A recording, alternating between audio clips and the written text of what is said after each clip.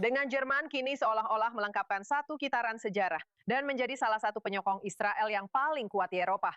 Sebuah pusat pendidikan Holocaust baharu sedang dalam perancangan di Munich.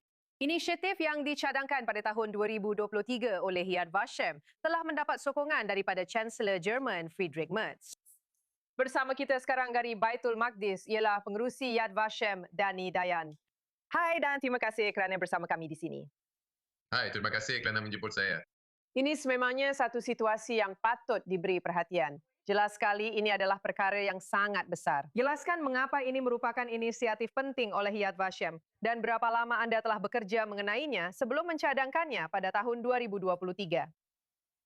Sebenarnya idea ini telah dibincangkan di sini untuk jangka masa yang lama. Tetapi semasa lawatan saya ke Berlin pada Januari 2023, saya sebenarnya mencadangkan perkara itu kepada dua tokoh, yaitu kepada Chancellor ketika itu, Olaf Scholz, dan kepada Ketua Pembangkang ketika itu, Friedrich Merz. Kedua-duanya menerima idea itu dengan penuh semangat, saya mesti katakan. Jadi, apabila Encik Merz menggantikan Encik Scholz sebagai Chancellor, peralihan itu berjalan lancar.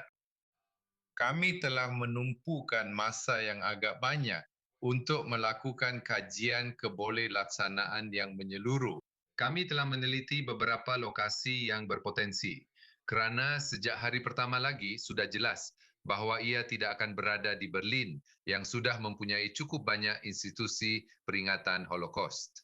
Dan akhirnya kami memutuskan untuk meletakkannya di Munich, di Bavaria, dengan satu cawangan di Leipzig, di Saxony.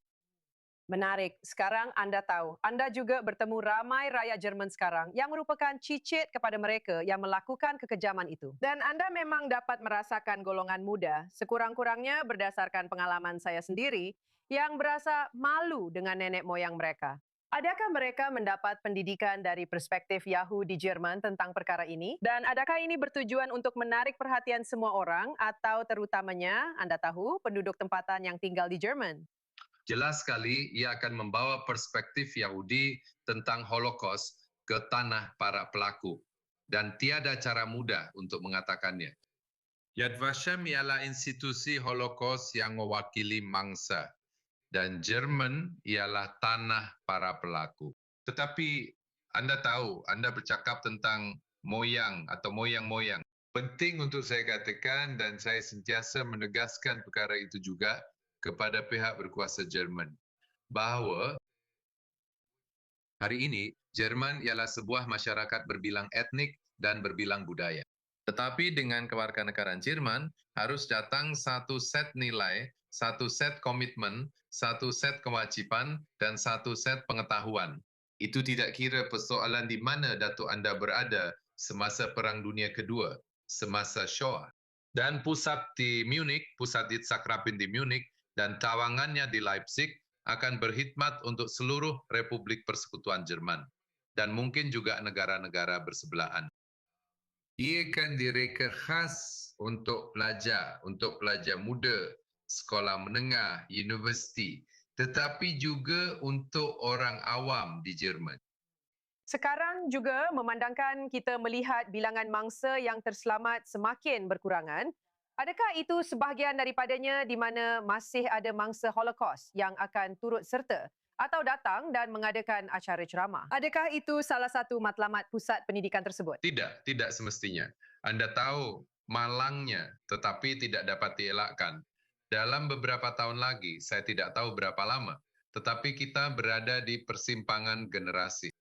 Kanak-kanak yang lahir hari ini mungkin tidak akan pernah mendapat keistimewaan seperti yang kita ada untuk mendengar kisah daripada seorang yang terselamat. Jadi saya akan katakan sebaliknya, ini adalah persediaan untuk era apabila tiada lagi saksi, di mana kita sudah berada di ambangnya.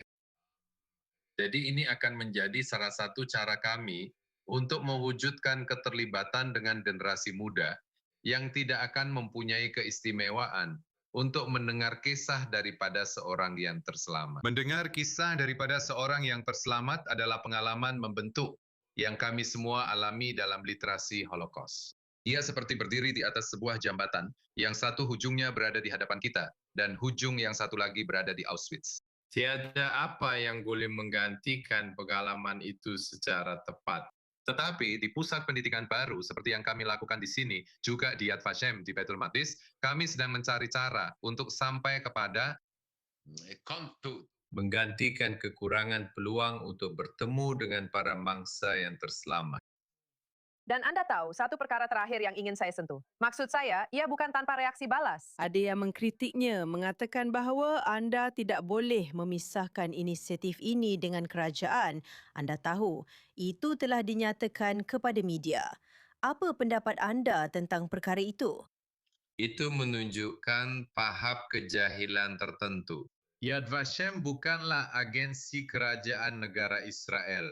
Ia adalah agensi negara, bukan agensi kerajaan. Saya akan katakan, ia juga merupakan agensi bagi orang Yahudi, bukan hanya negara Israel. Kami adalah institusi yang benar-benar bebas. Kami tidak menerima arahan, perintah, atau taklimat dasar daripada kerajaan. Kami 100% berdedikasi kepada ketepatan sejarah, kepada memperingati Holocaust dengan ketepatan sejarah yang sebenar. Dan terdapat banyak tidak terkira case di mana terdapat percanggahan dasar antara Yad Vashem dan kerajaan Israel.